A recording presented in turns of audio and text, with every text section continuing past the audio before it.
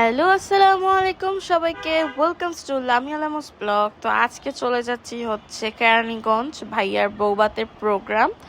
So আমি আর আম্মু হচ্ছে বাস দিয়ে যায় আর তারা সবাই গাড়ি দিয়ে যায়। ভাই লাস্ট লেট সব সময় আমাদেরই কেন হয় বুঝি না। তো দেন হচ্ছে আম্মুর হেজাব আবার মাঝখান দিয়ে খুলে যায়, এটা ঠিক ঠিক করতে করতে যায়। আর আমরা হচ্ছে গুলিস্তান নেমে রিক্সা দিয়ে যাই, কারণ এত কিছু পরে আমার একটু খোলা খোলা বাতাস লাগতো। আর এই যে এখানে দুই জামাই, একটা হচ্ছে আমার দুলা ভাই আর একটা হচ্ছে নতুন জামাই ভাইয়া। আর এখানে সবাই আমরা সিট খুঁজছিলাম যে বসবার। এই যে ভাইয়া এখন হাই দিবে নতুন জামাই, আর এই যে আমার দুলা ভাইও হাই দিয়ে দিছে। তো আর ওই যে নাতি সবাই আর কি, নাতিন নাতি নিয়ে আর কি একাকার একদম। এখানে হচ্ছে নাইনাপুর বেবি ছিল, আর এই যে ভাইয়া।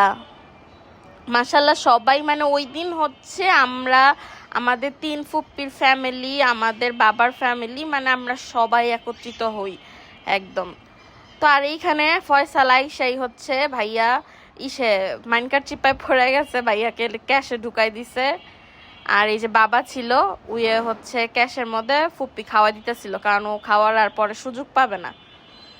তো দেন এই তো ফাহিম ভাইয়া, এই যে আমাদের ছোট্ট ফারহামণি, আর এই তো আমাদের নয়ন ভাইয়ার রাজপুত্র, ওকে সবাই নবাব বলে ডাকে, কিন্তু ওর সুন্দর একটি নাম আছে, সেটা বলা যাবে না।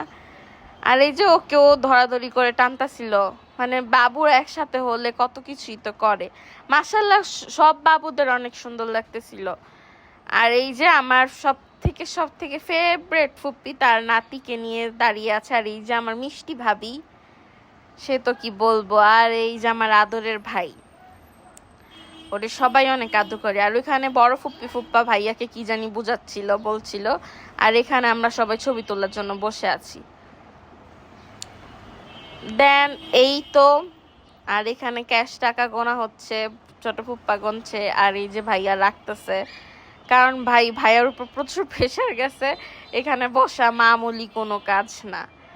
আর এখানে প্রোগ্রাম শেষে হচ্ছে রায়হান ভাইয়া ভাবি খাইতে বসে সবাইকে নিয়ে, ফ্যামিলি নিয়ে। আমরা তো আগে খেয়ে ফেলছি, এখানে বড় ভাবি ছিল, সবাই আর কি খাওয়া দাওয়া করছে। আর এই ফাঁক দিয়ে আমি বাসায় চলে আসছি। আর দেখো গাইস, পুরান ঢাকার বাসা কিরকম হয়, চিপাচে পাগল্লি। এটা হচ্ছে আমার বড় ফুপির বাসা। সো আমি এখন ঢুকবো, গিয়ে দেখি তারা আগেই বেবিদের হচ্ছে খাওয়ানো প্লাস হচ্ছে বেবিদের রেস্টের ব্যাপার, ঘুমানোর ব্যাপার সব কিছু নিয়ে বসছে। সবাই সবার নাতিকে নিয়ে বসছে, আর আমার ফারহাদ দুষ্টামানি করতেছে। সবাই জামা নিয়ে আসছিলাম, জামা চেঞ্জ করে ফেলছি সবাই। শাড়ি পরে ভাই এতক্ষণ থাকা যায় না। তার এই যে বাসর ঘরে ঢুকছি, বাসর ঘরটা এখনো খোলা হয়নি। বাসর ঘরে আমরা সব কাজিনরা বসে আছি, এটা আমার বড় ভাইয়া। তারপর আর কি যাওয়ার পালা হয়ে যাবে প্রায়। এই যে নয়ন ভাইরা চলে গেল, তারপর আর একটু পরই হচ্ছে আমরা চলে যাব।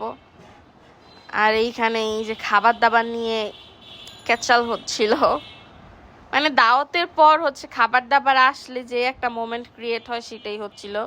ফুপ্পি সবাই জামা টামা চেঞ্জ, মানে সবাই অনেক টায়ার্ড ভাই, প্রচুর ক্লান্ত।